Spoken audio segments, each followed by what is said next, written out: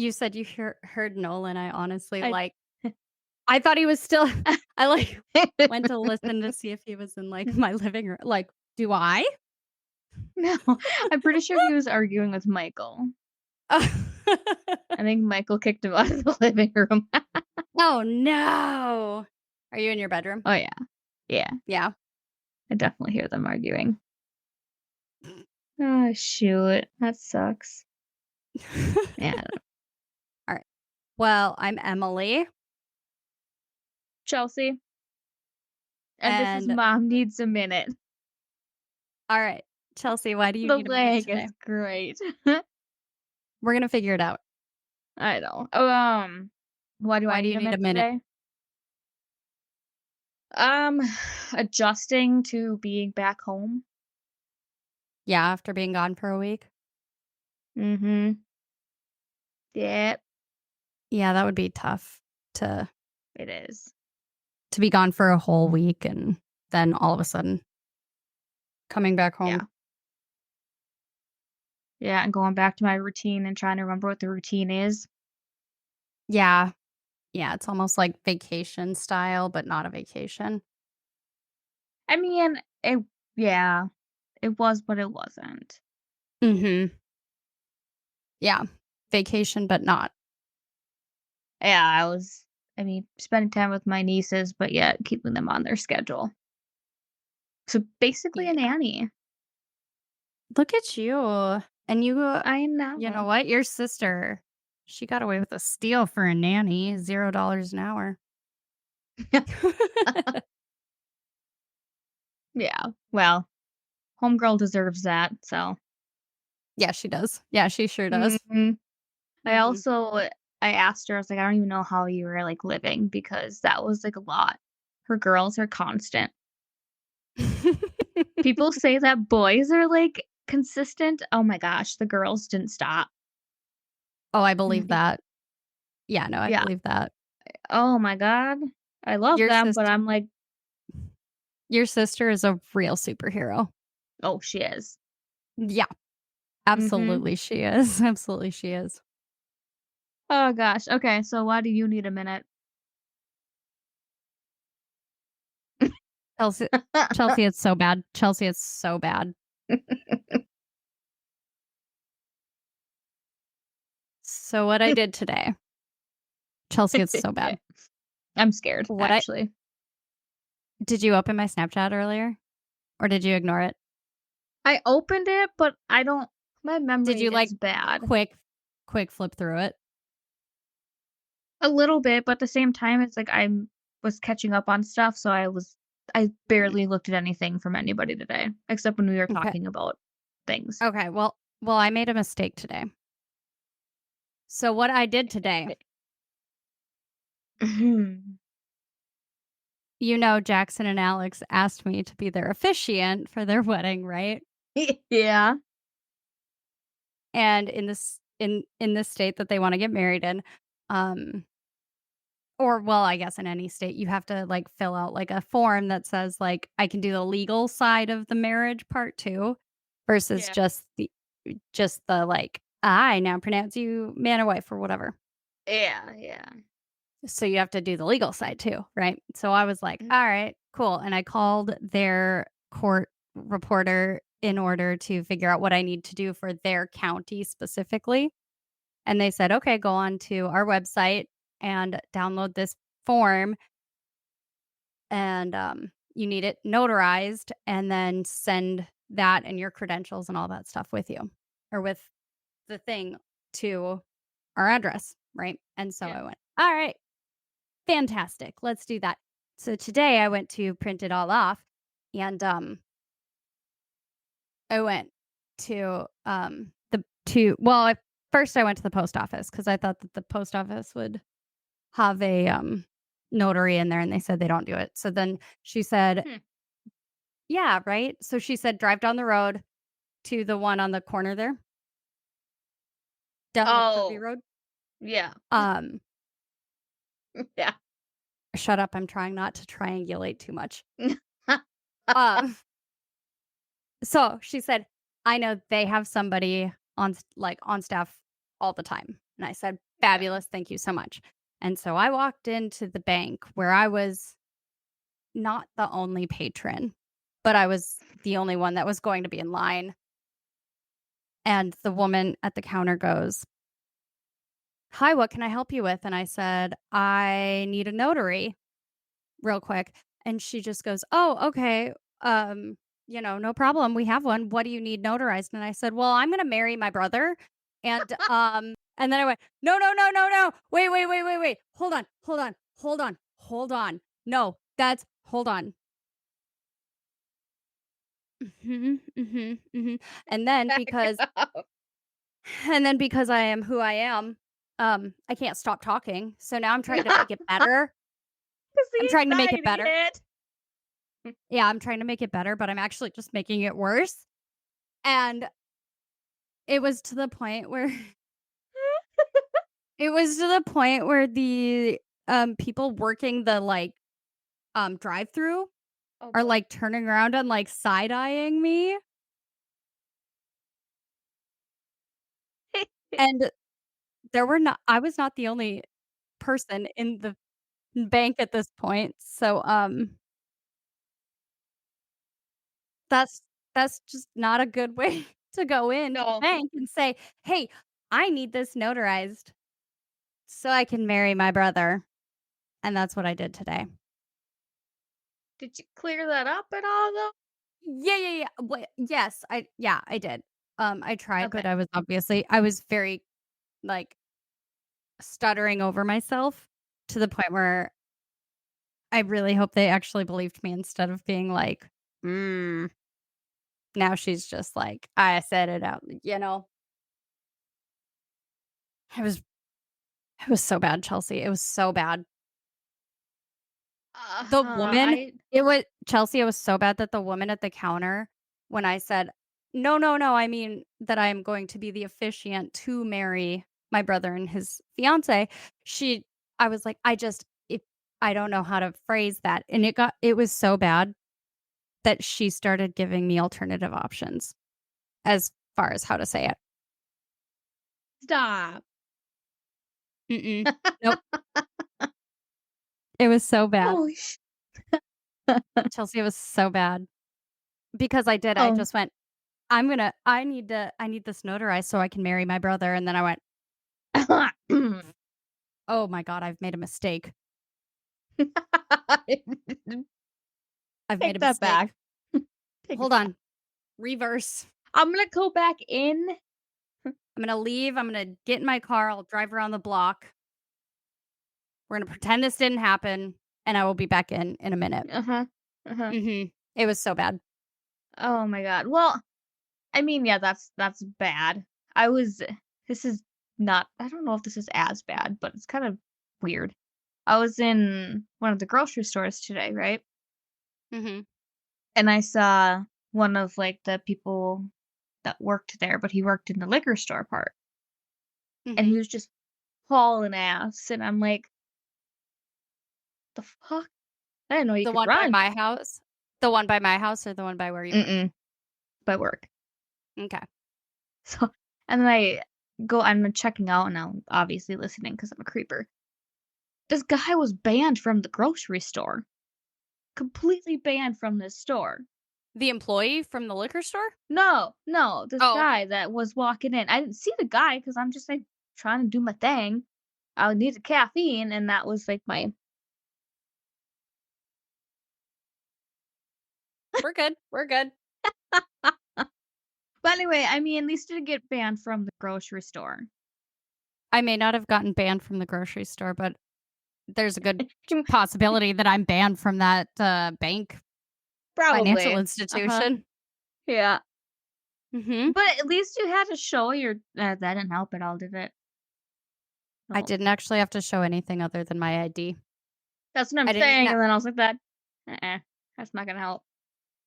nope, nope, nothing made it better.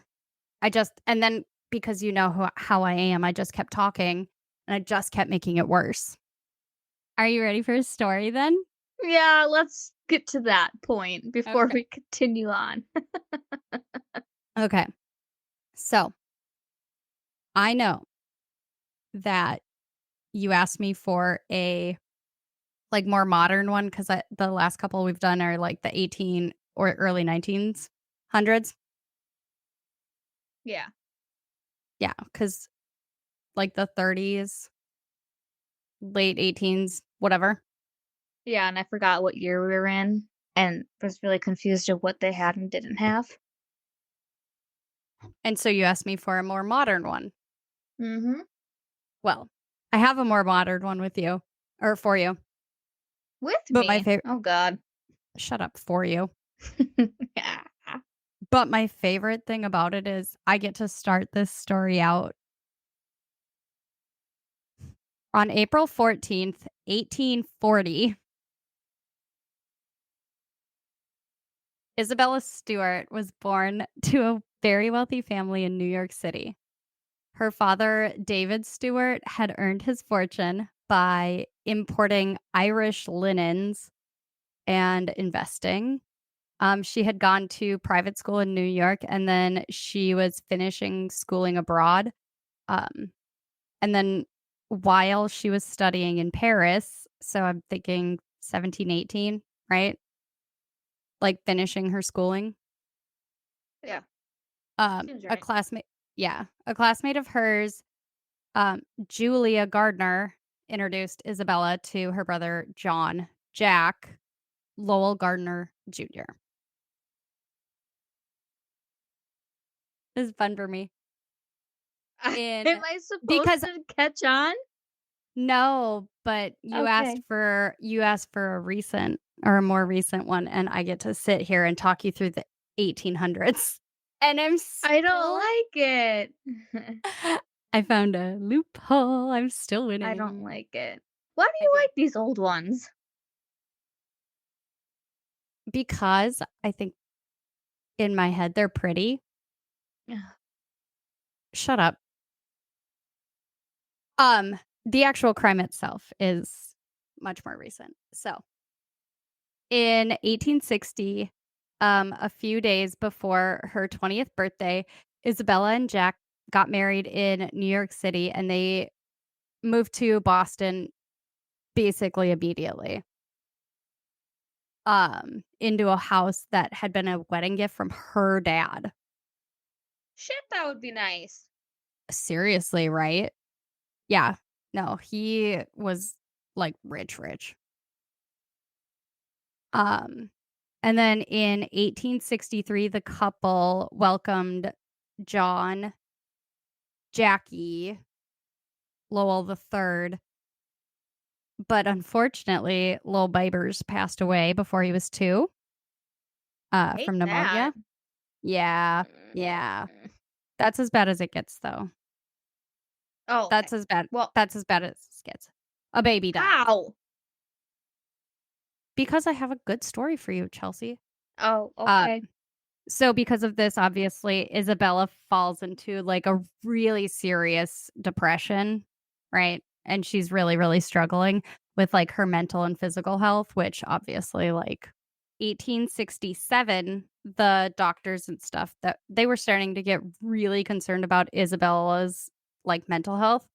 And they told Jack, like, hey, maybe try traveling, get her mind off of things, get her out of here where all these like memories are, right? I suppose, yeah. So, and in the 1800s, that's like, well, we don't have fucking antidepressants. I don't know, do meth about it. So travel, right? Do meth ab Do you say do meth about it? I did. Oh, I was thinking get a cat, not meth. Well, Okay. like original Coke had cocaine in it and they use that as medicine. So do I'm cocaine still about it. convinced it's still in there. Well, either way. You're Either right way, about it. in 1860s, they did not have the antidepressants that we love now. And so they told Jack, hey, take your wife, go travel, get her out of here where all these bad memories are, go travel. that'll cheer her up and it'll be fine." Mm. And so Jack goes, "All right, perfect." And so, Hey, so yeah, basically. And so, he decided this is gonna fix her depression and we're gonna travel. So, first of all, they went to Europe and Russia in 1867.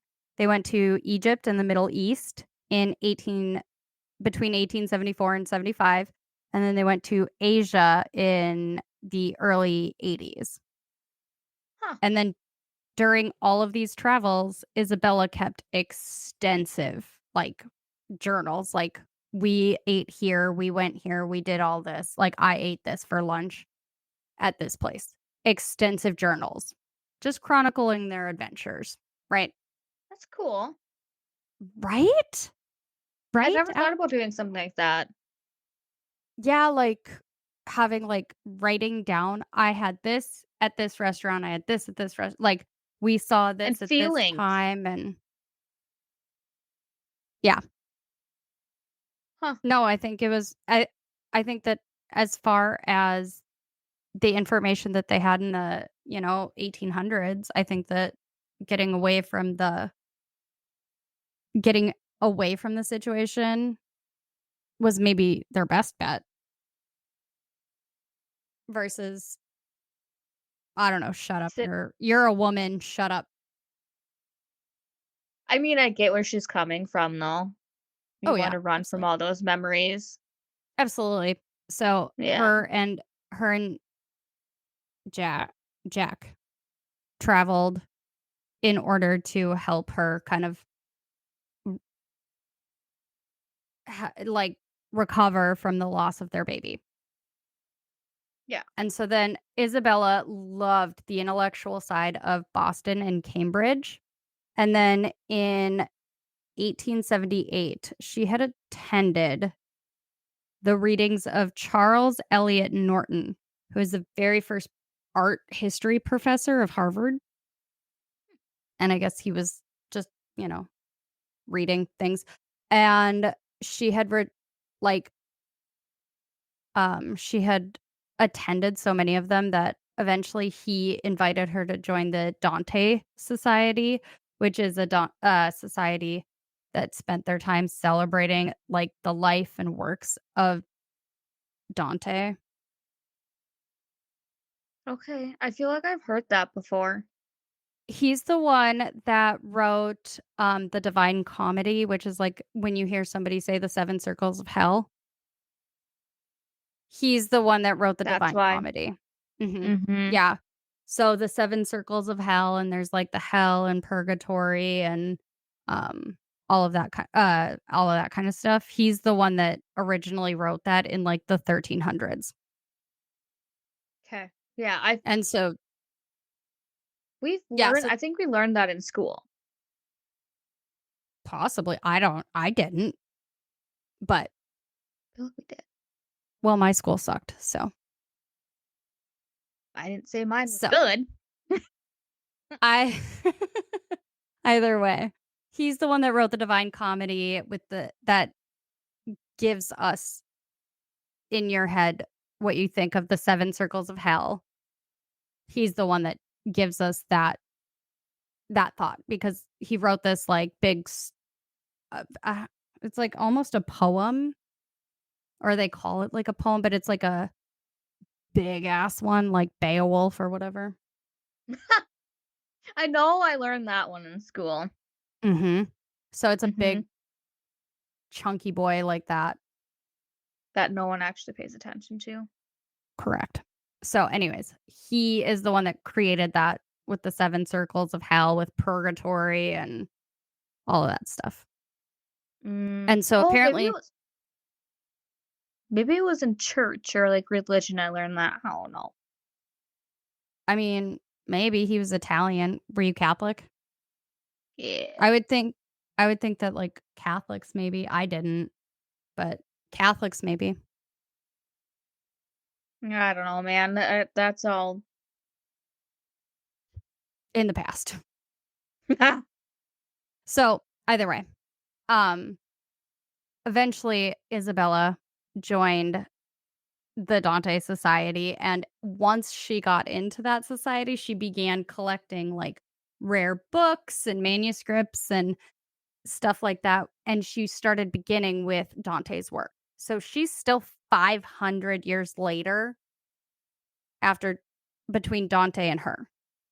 It's Okay. still, like, 500 years. So she's on this, like, mission to kind of, like, collect these things from all these years ago, right? So then, in an 1884 visit to Venice at the Palazzo Barbaro, which was a Venetian palace owned by fellow Bostonians, Daniel and Ariana Curtis, um, the palazzo had become kind of a gathering place for other American people to kind of gather in this place in Italy, right? Yeah. And that included painters like John Singer Sargent, James McNeill, Ralph Curtis, and art connoisseur Bernard Berenson.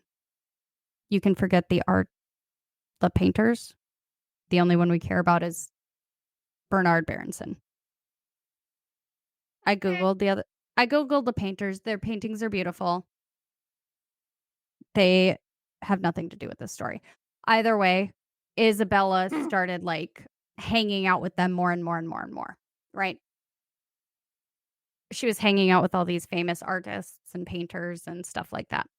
And so Berenson finally gave Isabella, because she had been collecting all of these like random rare works of Dante's already, right? And so Berenson says, "Hey, why don't you just keep going, keep collecting, and start your own museum?" And Isabella goes, "Hell yeah, motherfucker." And she starts I'm her own sure museum. that's Or exactly she what gets she ready. said. Yeah, yeah, I'm sure. And so she's like, "Huh, actually, okay, okay." So he gave her the idea, like, he just kind of planted that little seed in her head. And so Isabella met him in 1886, and her and Jack, her husband, had given him the money to, like, travel, like, as a scholarship or whatever, right? You're gonna fund these kids going over, like, abroad to study, whatever. So he went to Florence in 1887 to pursue a literature career, and then once he got there, he went, not lit. That's not for me." And he changed to focus on Italian Renaissance art, Not lit. literature, I literature. know, but it's funny. It's just funny. The young kids would get it, which isn't us. I am a million years old. You don't like this Um, party ain't lit? no, I know what it means. I just said that's not what it was. It's literature. Um, It's funny. mm, so anyways, Okay. Berenson went, "Hey, I'm gonna go to Florence for literature, but I need some money. Can you help me?" And the Gardners went, "Sure thing, bud." And they handed him a bunch of money. And then the next year, he ended up in Florence. And then once he got to Florence, he went, "Hey, literature career? Nah, not for me. Yeah. What I'm going to do is I'm going to do art." And then he decided, "I'm going to focus on Italian Renaissance art," which honestly, you're in Florence with a lot of Italian Renaissance art. That feels like you're kind of phoning it in at that point to me, but Yeah, you're like a sheep following the other sheepies. mm, yep. Um, but with that, whatever, hit the experience that he had during that like time frame, it helped him to become the chief art advisor for Isabella's new museum. And then he also helped her secure a lot of the masterpieces that are on display at the museum today. So, Okay. um, okay, so Berenson, art director guy, says Isabella was a force to be reckoned with. She lives at a rate and intensity with a reality that makes others' lives seem pale, thin, and shadowy.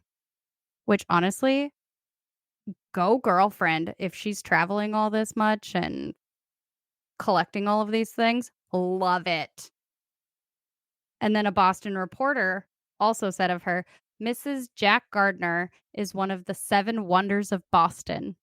There is nobody like her in any city in this country. She is a millionaire bohemian. She is the leader of the smart set, but she often leads where none dare follow. She imitates Mm. nobody. Everything she does is novel and original. And like, if that is not the highest form of compliment that I've ever heard in my life, so this woman is a Yeah. top-notch person. Like, she is interesting as hell, right? What does she look like? I can Is find a she picture of like her. is she like some, like No, she's adorable, that's my point, yeah. but she's not, like, shocking stunning, which sounds It's really just mean, her but personality though. her personality is what does it for her, uh, to these people, Sounds like apparently. me. I'm gonna send you a picture here real quick. Like, she's real pretty,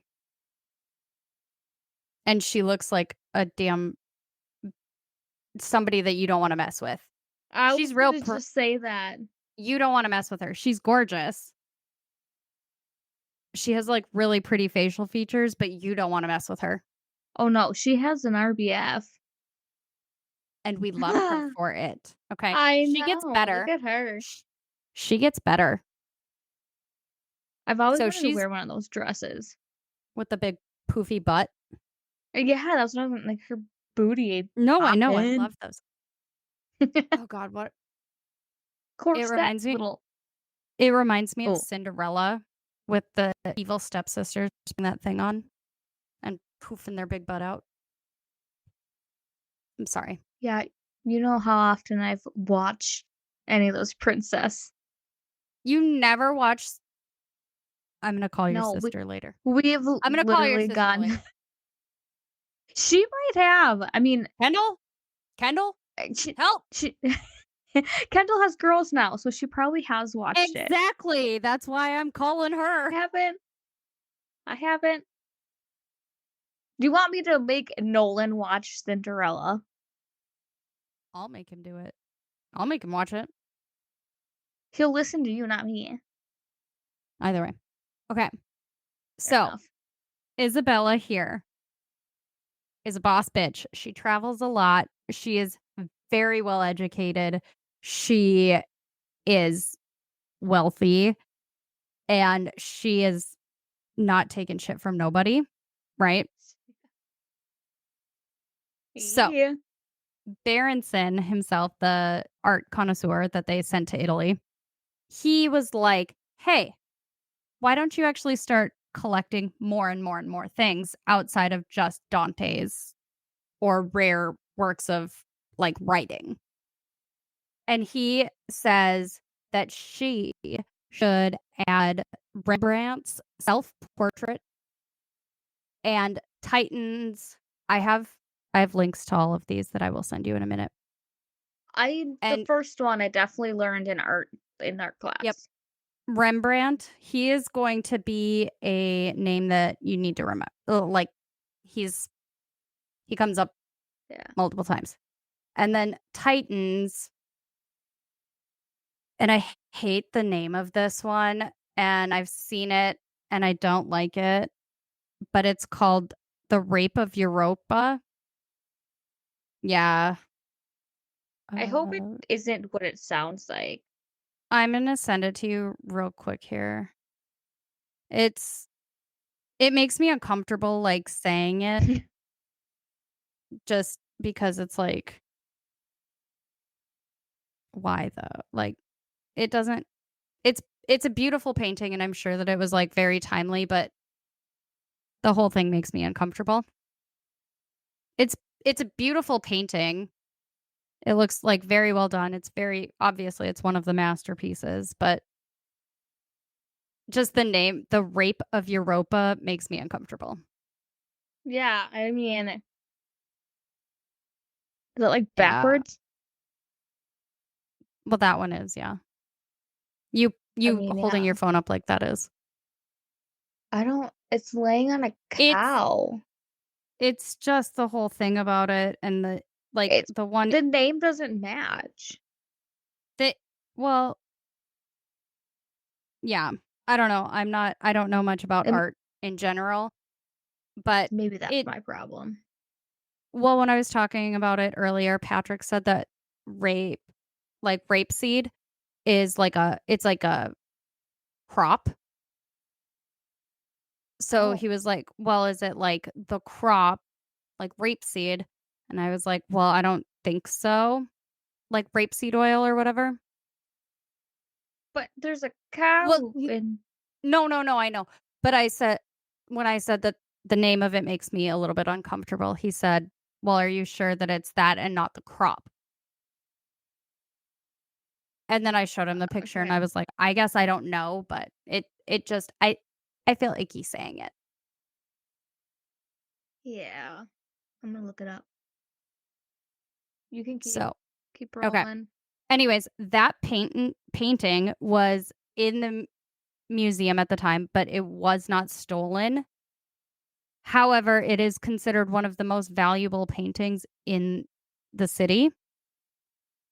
Um, and then upon Berenson's suggestion, one of the very first works of art that she did collect was called The Concert by Johannes Vermeer, which is which she got in 1891, and it is one of only 34 known paintings of his, and it is thought to be the most valuable unrecovered painting in the world.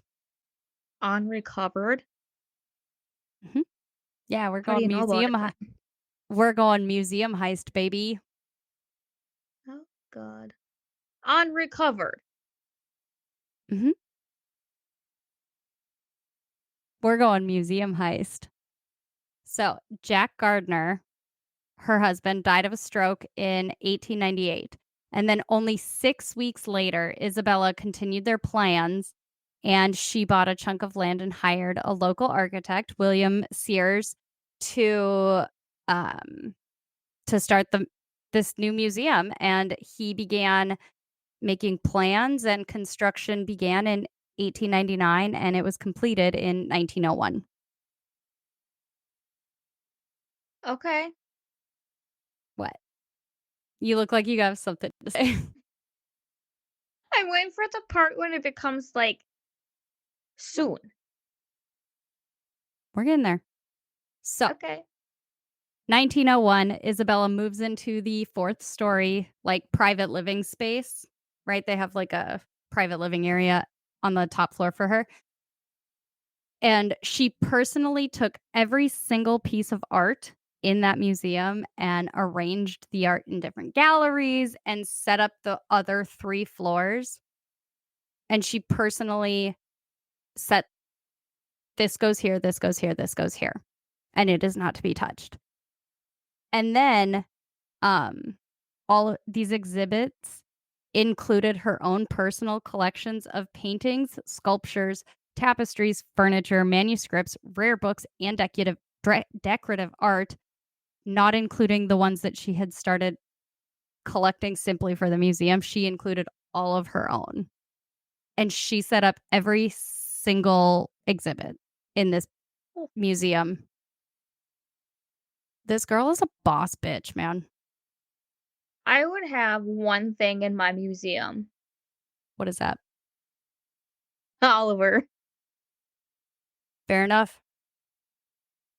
Anyway, Isabella continued to collect, add to, and rearrange these displays and galleries until her death in 1924. So this was How open old was she? 1940 or 1840 to 1924. fuck, I don't know, 86? That's not So right. when she opens it, Well, she was born in 1840. yeah, I was just trying to think of, like, 994. 1901. Yeah, go well, 23. Yeah, but when she opened all this stuff in Oh, 1901. 61. 40 to 1901. Oh. Mm, So when she finally opened this museum, she was 61 years old, and then she continued collecting and gathering and stuff until she died in 24. Jesus. So this woman, boss ass bitch, man. January 1st, 1903 was their official grand opening. The construction was done in 1901, and then they were just finalizing setting things up and whatever, and then 1903 was their official grand opening. Okay. That I mean, makes sense. Yeah, they needed time to whatever, clean up, put things where they need to be, all that stuff. And then the museum held a grand opening featuring a concert by the Boston Symphony Orchestra. Yeah, there was like a concert, there were performers, there was all sorts of it was a big ordeal. Holy shit. So, Isabella Stewart Gardner died in 1924. Okay. When they read her will, it Ooh. said, like, specifically, it said that nothing in any of the galleries should ever be changed and nothing should be acquired or sold. In addition to that, she left $3.6 million, which is $65.4 million our time, to the museum to keep up the bills and such. But nothing is to be Holy moved, changed, fuck. acquired, sold. Everything is supposed to remain the same. Because she's like, I made this goddamn museum. Better stay that fucking way. So, but yeah, it was in her will. Nothing changes. Fuck around and find out, man. I'm gonna come back and haunt you. Honestly, Eh. I believe that this woman would do that, though. Oh, yeah. I believe she would do that. She'd be like, "Excuse me. I said no Y paintings. I said yeah. don't move anything.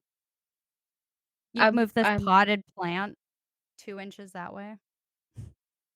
it's dead, but I still want it there. I don't care." No. If anybody Let's was kill gonna it. do it if anybody was gonna do it that, I bet that she would do that, right? Same, though. Yeah. She sounds like a Except bad the bitch. plant would be dead when I died already. Well, yeah, but no, she sounds like a bad bitch who does not take shit from anybody. I As it should be. said, "Don't move that." She's haunting somebody right Oh, now. I know absolutely. it. Mhm. Absolutely. So, by the '80s, so now we're in 1980, Getting closer. time travel. The museum had begun to run out of money because she left nearly $4 million in 1924, and now they're, like, running out of money because they apparently, I don't know, mismanaged funds or some bullshit like I that. was gonna say, don't they make money as they're open? One would think. How the fuck? I don't know. So by the '80s, the museum was in really, really bad condition. It didn't have climate control, which is important, to the preservation of the art and stuff, if Nicolas Cage has taught us anything. Uh, Yeah. an insurance policy, didn't have that, and it really needed a lot of basic maintenance. What's wrong with your Holy face? shit. What's wrong with your No face? insurance? Mm-mm, not by the early '80s. Lovely. Mhm, yeah, I wonder how things could possibly go wrong from here. In 1982, the FBI had discovered a plot by Boston criminals to rob the museum. Um, the museum had been informed, and at that time they added 60 new infrared motion detector closed circuit TV with 4 cameras placed around the perimeter. They And where added did they n pull that money? well, it was just, like, within the trustees fund or whatever, I guess, I don't know. Okay. But they added no interior cameras. There were no additional guards hired, and the only way to contact the police was still by pressing one panic button under the security desk. So what happens if nobody's there? Well, that's a problem, Chelse. It's a good question. Um, Hmm. the F the FBI then comes back to say, "Hey, we'd fix these things. Maybe just think about fixing these things." And the museum's board of directors, board of trustees went, "Nah, we'll fine. We're fine." Then in 1988, an independently consulted security operation company said, "Hey, you're mostly good. You're up to par basically with other museums in the area. However, we would fix X, Y, and Z." Right? You're mostly good, but like update these few things. Nah. Mm-mm. But then on top of that, not only did this independent security con like security company say, "Hey, fix these couple things." The security director at the Museum of Fine Arts in Boston also suggested those improvements because they have also had problems at their museum in Boston with the same problems. "Hey, we've had problems with this. Why don't you maybe think about fixing that also?" Nah. I No, it's not a problem. We don't have money for that. Shut it down. How do people rob these places and assume they're gonna get away with it though? Because if you go online and sell this stuff, you're gonna get caught. Well, I mean, this is the 80s. They don't have That's Google the way that true. we have. March 18th, 1990. 1990, Getting there. this is as close well, we get a little closer, but this is the big time chunk of it is 1990. So, Carry on. March 18th, 1990, it was, super duper early, think midnight, 1 o'clock, right? So, it's everybody is still out drinking from St. Patrick's Day, which is the 17th. And so everybody is still out drinking, partying, bopping around, right? Drinking So that it's green beer. yeah, so it's early, like midnight, 1 o'clock morning kind of, but technically it's the 18th. So, anyways, everybody is still out and about drinking for St. Patrick's Day, whatever. And then shortly before 1:20 a.m., the museum That's guard Rick what? that's very particular. Well, they have Like, security, they have the CCTV footage that has the date, the timestamps on them mm, for okay. some that specifically the outdoor thing because they didn't have any cameras on the inside of the building, but they had Yeah, cameras yeah. on the outside of it. So they have the timestamp on the cameras. Hmm. So 1:20 a.m. Guard Rick Abbott, who's 23, he was one of the guards. He was patrolling the museum, and your job is to take the flashlight, patrol everything, go up, down, all look around, right? While um another guard was museum policy was that one guard would sit at the security desk and one would patrol with a flashlight and stuff, right? And they have walkies to speak between the two of them. That was museum policy, right?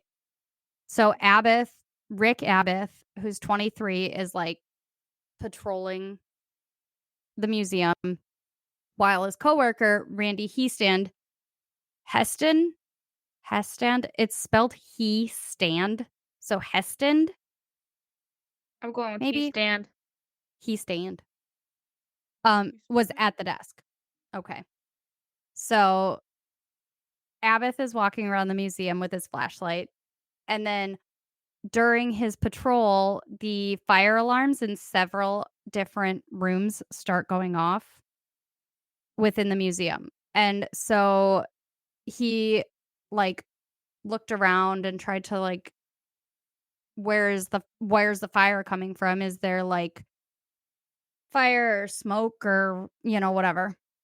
And he couldn't see anything. He couldn't find out where this whatever this disturbance was that was causing the alarms to go off. He couldn't find it. So he went down to the security panel that was causing them to go off, and the panel did say, like, indicate that there was smoke all over the museum, basically, like, in multiple rooms. So, Abbott assumed that it was just, like, a malfunction because he had just been in all of these rooms and there was nothing, right? If there's like he was like, "I was in all of these rooms. There's nothing in there. I looked, I checked, whatever," right? And so he decided, "Nothing wrong here. I'll disable the panel and go back to my rounds." Mm-mm. Mm-mm. Because he was like, "Well, this is malfunctioning." So, It's gonna mhm, malfunction more if you shut it all off. it's not gonna malfunction at all if you shut it all off. I mean, and you get what I'm saying. I'm being I know. sarcastic. So, um, during the time while he is still on rounds, after he had shut off the panel, he opened the one side door and closed it again. So he opened and closed it just to peek out into, like, kind of the alleyway. But he did not tell his fellow guard that he had, 1, shut the panel off, or 2, open that door. Because now that door that has been opened and the panel is off is not armed. Didn't tell his and the number of times that I've seen something where it has said that he would go to work he would go to work real high. The night of this instance, I saw once where it said that he wanted to go to a Grateful Dead concert the next day, and so he was like, "I don't get fucking paid enough to fight back during this, and I wanna go to this concert the next day." So, I believe this guy did not have anything to do with it because He he is so open and honest about being like, "Yeah, I came to work high all the fucking all time, the time. all the time, but not this night, but not this night. I wasn't high this night." "Okay, honey. I Mm, can't I mhm, couldn't have mhm. why would I do that if I had tickets to a Grateful Dead show the next day?"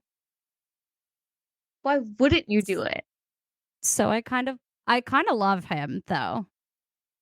I mean, yeah, he's He's so definitely honest. He's so honest mhm. with, like, "Yeah, I was high at work all the time, but not this day." He's so honest about that, it's almost like it's hard to not believe him, you know? If he's honest about that, why would he lie about you know what I mean? Yeah, I don't think I mean, yeah. I mean, maybe, but so anyways, panel is disabled. He had opened and closed that door. He returns to the security desk and, doesn't, whatever, mention that panel is off and he has opened and shut that one side door to his coworker, who now takes over, like, the walking patrol. Oh, Okay. shit. So Abbott is at the desk and Hestand is patrolling the building now, but Abbott is at the desk. So at 1:20, Abbott at the desk receives a notification from the door, like a doorbell ring, basically. Mhm. It's like they have a Ring doorbell essentially in 1990. Um, and when he looks at, like, the CCTV thing, he sees 2 officers saying they've been called to a disturbance call and asking to be let into the museum in order to investigate this disturbance call. And Abbott says that he assumed that there's literally downtown Boston on St. Patrick's Day, a disturbance call. He was like, somebody probably jumped a fence because they had a fence around the building, or, you know, he figured that there would be a disturbance call in downtown Boston at 1 o'clock in the morning on St. Patrick's Day, right? Ah.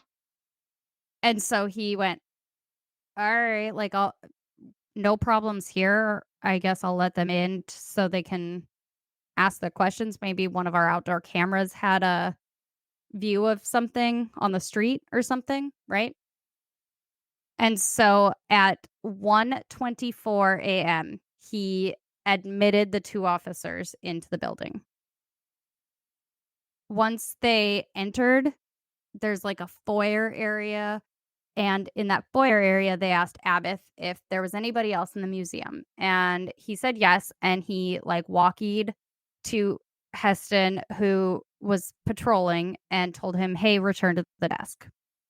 So once the officers were actually at the desk with Abbott, they demanded that he come out from the inside of the desk and show ID, because apparently you can't see from the other side of a desk to show ID, but he had to come on the other side of the desk, which he did, which means he has walked away from now the only way to contact the police. Abbott says that the shorter of the 2 men shoved him against a wall, spread his legs, and handcuffed him. And then during this interaction, Heston, had walked in, and the taller man had pinned him against the wall and handcuffed him. Uh, They tell them, both these, quote, "officers" say, "Don't cause any problems." Like, "We won't cause problems for you if you don't cause problems for us." So then they wrapped duct tape around their heads and eyes, and I saw some of these photos, and it made me, like, claustrophobic, like, as sick. as soon as they said police officers, I knew shit was going down. Yeah. So they It's wrapped like a it's like a, Magic Mike gone wrong, like the backward. in the worst way, yeah. Yeah. So they wrapped duct tape around their heads and eyes, and then without being told where to go, the thieves led the guards down into the basement and handcuffed them to a steam pipe and a workbench. They then grabbed the guards' wallets and looked through them and told them that they now knew where they lived, and if they don't tell the police what happened, they'd receive a reward in 1 year. Between entering entering the museum, subduing the guards, and leaving them, it took less than 15 minutes. So the first room that the motion detectors can detect that they're in is the Dutch room, Okay. okay? I mean, like, museums have, like, different names for each of the rooms that they're in or whatever, right? Sure. Well, like galleries, it's like the Picasso gallery or what. When you've been to a museum, right? Oh! There is it Elvis that's in Nashville? Probably. Elvis, Dolly. Maybe. I don't You've know, been I to a went to that one. fucking museum, Chelsea. I At least once in your life, you've been to a damn museum. Children's Museum, probably. Okay, okay, fine. Children's museum. They have fish in one room. They have dinosaurs in one room. They have rocks and sand in one room. How the Children's Museum was white some time ago. I'm gonna smack you. Okay, but I'm gonna do my research now because I'm trying to see who actually that was in Nashville. But carry on. I'm listening. I'm gonna smack you. Anyways, I so I was sheltered. you're in your 30s now. It's time to go to a fucking museum, Chelse. What do you want me to do? Bring my child? Yes, it's what the children's museum is for. Yeah, well, it, Shoot it that way, fair and they enough. got a big old dinosaur museum. They do. Yeah, you're right. So yes, I would expect you to take your child to a dinosaur museum. Yeah, Yeah. maybe one Anyways, day. Maybe one day. Okay, do I carry need to on. take him? Do I need to take him to a museum?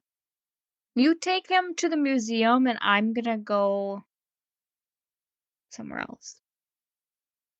Is this one of those times where Michael and I are going to go ghost hunting and you and And Pat I'm are going with going to leave Patrick. us? Yeah. You and Yeah. Patrick are gonna leave us, and you and my husband are gonna go hang out because you don't care, and me and Michael are gonna be like, "This is the greatest day of my life." He like, oh my god, yeah, we were watching that show and he goes, "Are you gonna come with me?" And I was like, "Nah, but You I know sent Emily me will." you sent me one Snapchat picture, and I was Mhm. like, "Oh, the Lizzie Borden house." Patrick goes, "How do you Yeah. know who that how do you know where that is?" And I was like, "'Cause I don't wanna talk about it." No, he wants to go, and I was like, "I ain't going in that." Uh-uh. Tell him that we could do the Lizzie Borden house and Salem, Massachusetts all in, like, one good go. That's fine. And Pat and I will go, like, find, like, super cool bars probably. We'll meet up with you later. Yeah, when you guys are haunted. No, But I you won't guys be al I won't be allowed to take my Ouija board. Patrick won't let me. that's fair. Michael would. Do I sneak it into his do I sneak it No. into his bag? Michael, question, question. I You know he would go along with it too. He's oh gosh. I know he would. I know. That's why I'm gonna skip the middleman, go directly to him. Okay, well the middlemen are gonna go drink. We'll be there eventually. Either way, okay, back to the story. Hold on. Back up. So the first room in the museum that the thieves entered was the Dutch room, but motion detectors didn't go off until 1:48 AM, which is 13 minutes after they had secured the guards. And presumably the only reason I could think or that I could find to say, like, explain that is, like, maybe they were waiting for to see if the police had not been alerted. So, in this Dutch room, which is the first one that they entered once the alarm sounded, the thieves destroyed this first room that they went into. They removed the Storm of Galilee and a Lady and Gentleman in Black, both by Rembrandt. Of course. They took the frames off the wall and threw them to the floor in order to to break up the glass. And then they took, like, basically pocket knives to cut the canvases from their frames. And then they removed a full-sized Rembrandt self-portrait, but left it leaning against a cabinet. And most of them, like, it's mostly believed that it was just too big to transport since it was on wood and not canvas, so they couldn't, like, roll it up, and it was just too big. So they left that, like, leaning up against a cabinet and grabbed a stamp-sized self-portrait, that was on below, like or on display, like, right below it. So, then they grabbed a painting called Landscape with Obelisk, and the concert, which was that first one that Berenson had helped her get that is the most expensive unrecovered painting in the world. That one was also in there. And then an ancient Chinese gu? Gu? Gu? It's just GU. I think it's gu.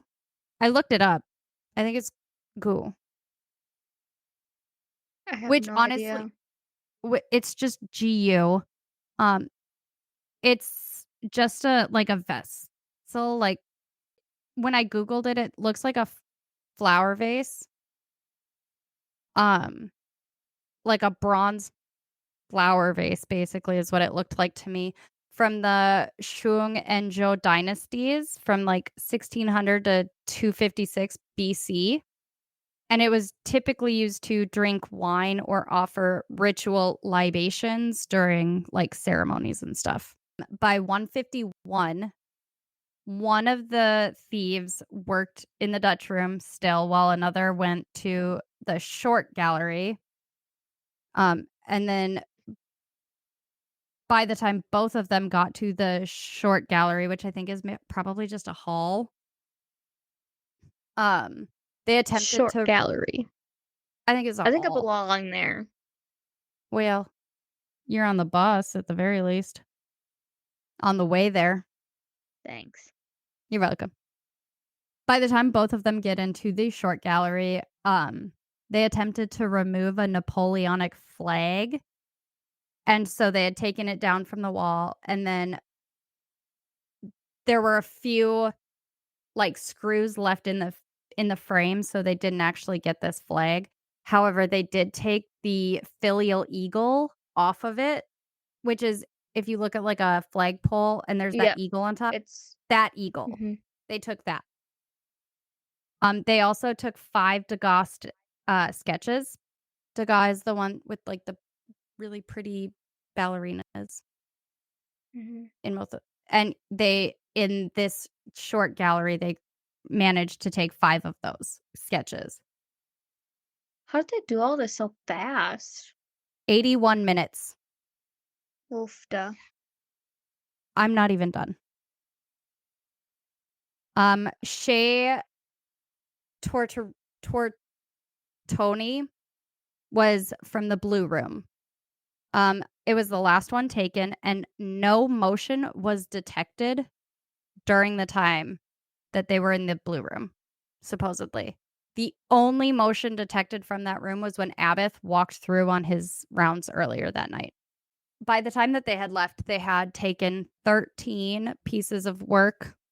So between the Rembrandts, the Degas, the filial eagle, the Chinese gu, the uh Vermeer Vermeer, which is the more expensive one, they had 13 pieces that they got away with. Holy shit. So before they left, they asked the guards if they were comfortable. They just went, "Hey, you good?" And then they went to No, the we're not good. security desk, took all of the tapes from the CCTV as well as all of the data printouts that they were going to get from the motion detectors. The motion detector hard drives though were left untouched. So the frame that Shea Tortoni had been in was left at the desk. And the side entrance, the security footage or the security data shows that it was opened at 2:40 and then the very last time at 2:45 a.m. So the heist took 81 minutes. So then the Wow. morning shift, yeah, 81 minutes. So then the morning shift comes in or tries to, and they can't get a hold of the night shift to open that door to switch positions. And so they call the actual security director who entered had the key, right? Because I think that it was you push the button and then the current security allowed you entrance versus you opening the door with the key. Yeah. And so the security director, after they couldn't get in, used the key. And then they called the police, and the police find the guards in the basement, like still chained or handcuffed to like the water pipe and stuff like that. Mhm. Yeah, and hate. Yeah. So it duck and honestly, I saw the photos of them, like, basically, like, them duct taped. Saw the photos, right? And it's really scary. If there's a lot of speculation as to who could have, like, done this, but from, like, a fully outside perspective, it's really, really uncomfortable, like, seeing the way that they were, like, taped up. You know what I mean? Yeah. And they did is there like, they caught them ending? No, but I have theories. Okay. So, like, once the police get involved and they find Abbott and Heston in the basement here, they figure out what's been stolen, all of that kind of stuff, right? And Yeah. the FBI and the art gallery have decided, like, had at that time, 1990, come to the conclusion that there was about 200-ish million dollars worth of work stolen, which, Mm-mm. yeah, that's a lot. Just in 13 pieces. In 13 pieces, they assumed that it was about, $200 million dollars worth of stuff. So, by the late 2000s, some of the, like, higher end art dealers, estimated that the cost of the loss was closer to $600 million dollars Holy for thir shit. for 13 pieces. It is considered the highest value museum heist or robbery in history, like, in the world. So, immediately after, obviously, there was reward after reward after reward. Right after, it was about $10 million. Um, but a lot of the experts, the art experts that they were working with in order to try to figure out, like, how much had been stolen, a lot of them were like, "Why did they steal this but not this?" Because a lot of the more valuable artworks had been left there. And so a lot of the experts were, like, really confused as to, like, what kind of, like, train of thought these people were in, right? So once the police find Abbott and Heston in the basement, right? They start getting, Mhm. like, their story, okay? And when they questioned Abbott, he said that the taller of the 2 men, his mustache appeared to be fake, which just gives me, like, rip it off, like, It's "This like is a SpongeBob and robbery. Patrick. This is a robbery. Wah." Yeah, um, and then the shorter one, he said, looked familiar and that they may have had a warrant out for his arrest, which I thought was interesting because, like, that seemingly does not go very far. Like, that's the only time I hear about that, right? So, at this point in time, there's about $10 million in reward for information, right? But the problem is now all of these pieces are gone. What is the museum going to do? The frames, the places where these artworks were at before they were stolen, they sit empty to this day because under no circumstance are you supposed to Stop. change that. They are empty to this day. The frames are still on the wall. That one flag post that is supposed to have that filial eagle on top, no eagle, nothing. Nothing has changed. They are empty So they to this day. did they catch these peeps? Well, no, not technically. So, the artworks that had been taken, right? They are, hold on. The concert by Johannes Vermeer, which was the, like,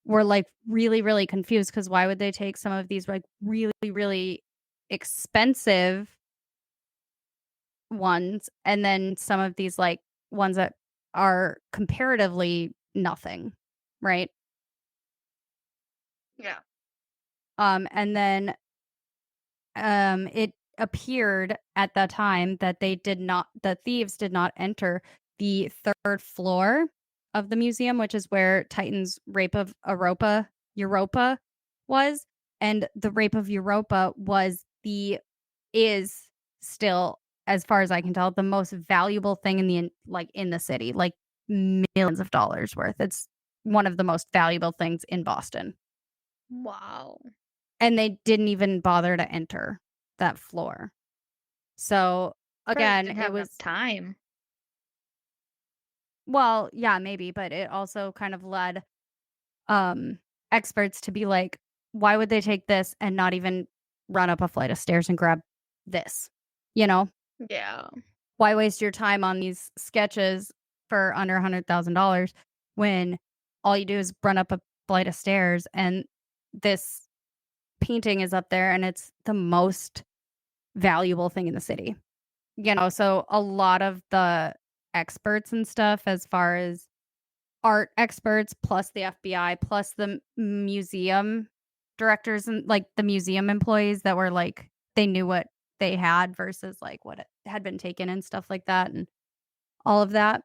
Everybody was kind of like, what the fuck? Like, what kind of system were you working on here? Or like, what is the point of this?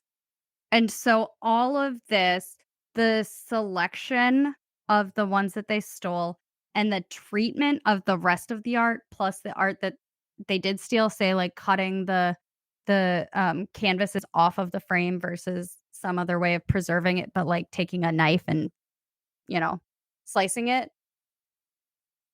The FBI believed that the thief had not been experts commissioned to do this. And they went, "Oh, like, I don't think this is an expert person." However, they did take control right away because it's in Boston, it's in Massachusetts. It's like they automatically assumed that these works of art had either crossed state lines or left the country. And No. being yeah, and being where they were, I mean, makes sense. So the FBI took immediate Yeah. control over locals. Within a few days, maybe 3 days, um, a few different museums and auction houses around the city had gathered $1 million, and then it was quickly increased to $5 million, and then by 2017, $10 million in, like, reward money. So they just kept upping and upping and upping this money to $10 million by 2017 with the expiration date at the end of 2017 for any information regarding the return of these artworks. And it is since expired. However, it is the longest reward ever offered by a private institution. So, and it's just like that was just like other places throughout the city, like trying to come up with like money to help the situation. Like, where are these? Because they're important pieces of art and we just want them back, you know? How did they not get found though? There's no way this wasn't like all over the news and stuff. And even if somebody bought it out of the country, it had to have spread, you know? Yeah. Yeah. But is there really a solid way to get into the black market in 1990? I don't even know how to get in the black market now. Well, true. But so just a heads up, PSA, anybody with any information, the statute of limitations ended in 1995 and you will not be prosecuted. All you have to do is contact the FBI and say that you have information regarding the location of these works of art. They will not ask questions. They should not need anything else as long as you have the information. The statute of limitations has expired. So they should not be like, you will not be prosecuted, which I feel like is an important thing to say right now because if anybody is actually listening to us, contact the FBI and they will put you in contact with the authorities that you need to be in contact with in order to regain these works of art. I was gonna say, even if somebody would to come forward now, they weren't the ones involved anyway. Well, I mean, 1990 is not that far away. They could be. If you're 30 in 1990, that's 33 years ago. Yeah, but You're 60 then, si right now. you'll be 60 now, but who's those 60-year-olds gonna be like, "Here, have this back." Deathbed confession. Fair enough. But at So, 60? my dad was Okay. 63. Okay, but that wasn't, like, a normal circumstance. Well, I'm just saying. Yeah, 60. Anyways, it was because in 1990, it was really hard to decide if or to have, like, DNA evidence, right? Because the technology to determine DNA was still very much in its infancy. Like, we did not have the technology then that we do today. So it was really hard, to determine if they had any. But fingerprints and footsteps were found at the scene. And they but unfortunately, none of that could be determined if it was the thieves or the employees. So they've been retrying evidence over the years since, we have new advances in technology and stuff like that, but nothing is getting anywhere and some of it is being lost to time. So the guards and witnesses on the street say at about 12:30 they saw a car pull up to where the alley was and they said that that was around 12:30 in the morning on the 18th, which would be just right after, say, St. Patrick's Day when everybody is um out and about fucking around, right? And it is believed that nobody called them in because they thought they were police. Because they were dressed as police, and that is how they, showed themselves to Abbott, Heston as officer or as office they appeared to be officers to the guards, right? Yeah. And so, because of that, nobody thought twice about these 2 men sitting in the car. Um, the guards and witnesses on the street all say that one was about 5'9" to 5'10", in their late 30s with a medium build, and the other was 6 foot to 6'1" in his early 30s with a heavier build. So, Hmm. there's that. I feel like after saying the whole thing about the In statute the of 60s. limitations, yeah, yeah, which would put them in their early mid to early six or mid to late 60s right now. Um, but I feel like if I put the statute information out there, contact the FBI if you have any information. I should put out their descriptions as well. And all guards and witnesses kind of agreed on these same stats. Yeah. So, But all right. imagine, like, coming, like, having handed this famous artwork, and you have no idea that it was, like, famous, you know? How do you sell something like that? Somebody That's hands my you point. I'm saying somebody hands you the original Starry Night and you're like and they're like, "I want $50,000,000." I don't know. But, like, who do you sell that to? Who do you trust enough to sell that to where they're not gonna be like, "Sure, sure, sure. Hold on. I'm gonna go meet with my bank. I need a little bit of Well, money. I'm that's gonna my go directly point. to the FBI." Yeah, I don't That's know. what I'm trying to say, though. It's like, how did I get that they probably sold it, like, under the table, but how do you still, like, in the future, how do you just continue on getting rid of it? Well, the FBI took control immediately because they thought that it probably left the country. But then also, from my research, it sounds like most art museum, thefts like this, most pieces of art or most pieces of work are recovered within a generation. And so it'd be like your children just know you have it in your home, but then your grandchildren are like, "Hey, what the fuck is this? We heard about this on the news or whatever," right? So it sounds like most art still a lot of it is recovered with after a generation. Because if your parent had it in your house, you don't wanna be, like, the whistleblower because, if they're willing to do that. Yeah, right, but then it's like your your grandchildren then are like, "Hey, this is fucking weird." So, Yeah.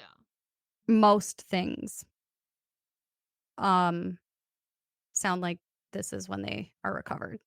So, I would say in the next maybe, hopefully, 20 years, 30 years. The hell is that? What was that your fan? Close, it was my sound machine, it has a timer and it turns on at 9.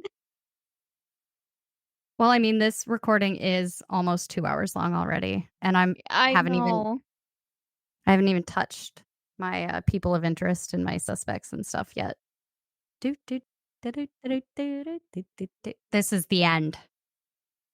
That was part 1 of the Isabella Gardner Museum heist robbery, the biggest art heist in the world. Alright, we will be back with part 2 next week.